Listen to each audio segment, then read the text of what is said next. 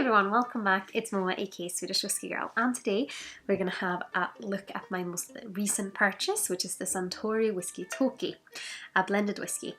This consists of single malt, or it does consist of whiskey from Suntory's 3 distilleries, which is Yamazaki, Hakushu and Chita, and it's primarily single malts from Hakushu and grain whiskey from Chita, I believe. Retails around £30, it's bottled at 43% ABV. And Toki means time. It is also kind of marketed as a good whiskey for highballs. I have been quite allergic over the last few days, which is why this video is a little bit later on in the week. But I think I should be able to smell this finally again. So we're gonna have a little look at it. I'll start by having a look on the nose.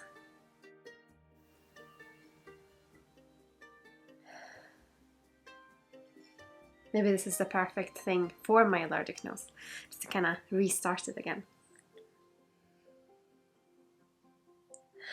It's quite light, almost tricky to pick something out. It's a little bit like appley, a little bit honeydew melon perhaps, a little bit grain, and yeah, a little bit of a sweetness. Maybe it will open up a little bit more with the palate. But it is quite interesting, I think, with Japanese whiskies, because I'm not really sure who they're marketed towards. Because the Japanese tend to have a palate that appreciate lighter flavours a little bit more than the Western palate. It tends to be drawn more towards really powerful whiskies like sherried and smoky whiskies. So definitely think that there are a few Japanese whiskies that definitely have a lighter quality about them. But I think it's an interesting kind of way of trying these lighter whiskies and appreciating them for what they are.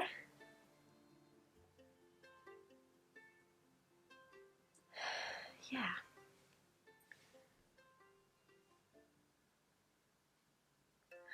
Yeah, very light on the nose. A little bit apple, a little bit honeydew melon. It's probably that little sweet fruitiness in there. Maybe a little bit of kind of a herby note as well. Maybe a bit of citrus. It's difficult when it is that light, but let's have a little taste and see what we think. Sanjira?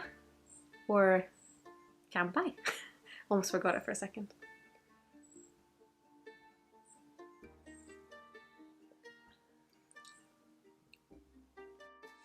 Definitely easier for me to pick it out on the palate. It might be a sign that my nose is still maybe a little bit blocked, or maybe it is just quite a light one. I have been noticing a lot of kind of cask strength and smoky whiskies lately, so it could just be that I need to kind of find my way back to really pick up the aromas on those later ones. Because I mean, the notes that I am getting are quite nice in this kind of lighter quality, but it's you really have to kind of dig deep to pick them out, which is an interesting challenge. On the palate though, it has a lighter quality, but it is a little bit heavier than I thought it would be. Maybe also a reason why it does suit a highball, because you don't want something that disappears completely in a highball. You still want something that brings out some nice flavours to explore. But it definitely has a sweet, fruity quality, so almost like honeydew melon or grapes. Trying to figure out if it's more appley or more citrusy on the palate. It does remind me of some sort of sweet. Maybe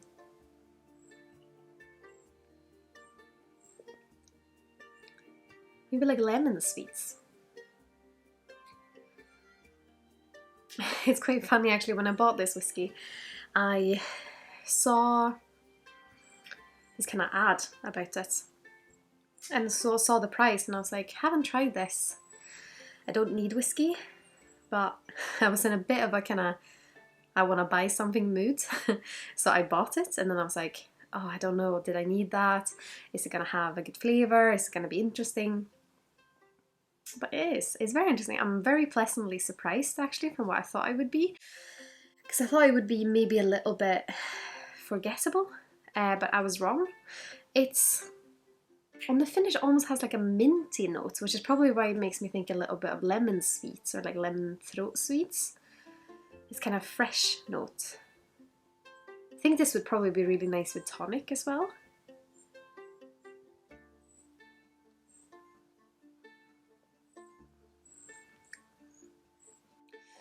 Not too bitter at all either.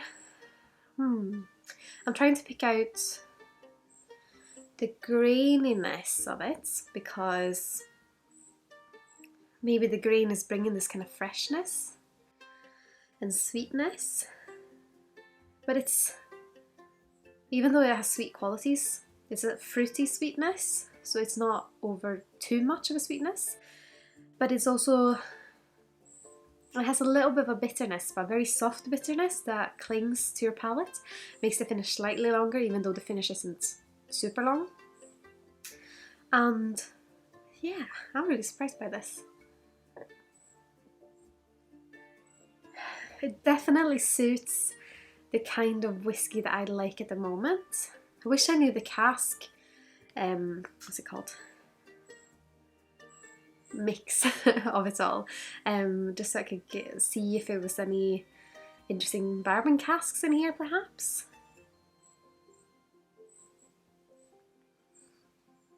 Because it does have a quality to it that to me reminds me of that kind of juicy ex-bourbon loveliness that you often get from nice bourbon casks, which is probably why I like it so much.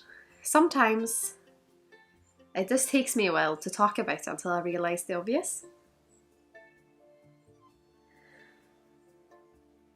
And now on the palate, on the nose, I'm getting more of that honeydew melon. That's the thing that kind of stands out the most now. It is getting, I think the more things I kind of figure out on the palate, the more I'm getting on the nose as well. I am about to finish this. I don't usually do this with things that I try on camera, but I am really enjoying this.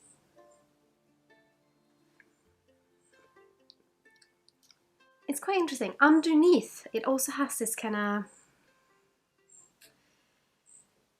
almondy note, nuttiness, which I think is what makes it feel a little bit heavier for me. The mouthfeel isn't very thin, but it's not oily either, so somewhere in the middle. But that nuttiness that is underneath, and you really get it on the finish if you do the thing that I always talk about when you close your mouth and you breathe out through your nose.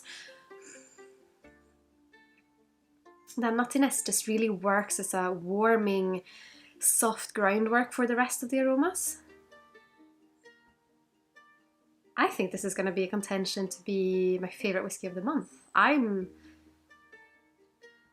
a big fan of this. Almost a bit of like vanilla ice cream as well. But I would say fruity and sweet is the kind of main thing I'm getting. Maybe a little bit grassy. But I also think this would be a good one for people that are trying maybe to get into whiskey. Yeah, fruity, sweet, fresh. Now I really want to try a highball as well. I would of course also love to hear what you think of this whiskey, the Toki. Quite like the bottle as well. This kind of rectangular shape. We'll definitely drink this. That to me really feels like a summer whiskey. But I'd love to hear what you think of this blend, or if you've tried their other blend, the Hibiki, which I think has a slightly different kind of composition of the single malts and the grains, where they're coming from. But yeah, I really enjoyed this, and if you have any other Suntory whiskies that you'd recommend to me, please put it in the comments below. I'd also want to say a massive thank you to my wonderful supporters on Patreon. I'm so grateful that you want to follow along in my whiskey journey. If you have liked the video, I would of course also be thrilled if you would leave maybe a thumbs up and consider subscribing if you haven't already, or if you would like to use my affiliate links the next time you're shopping with either Master Malt, the Whisky Exchange, or the Scotch Malt Whisky Society. All those links and the links to my other social channels you'll find in the description here below. If you're interested in the blog, for example, because I have some nice Ayla content coming up. But I hope you've enjoyed this video, and I hope to see you in the next one. Sláinte Skål!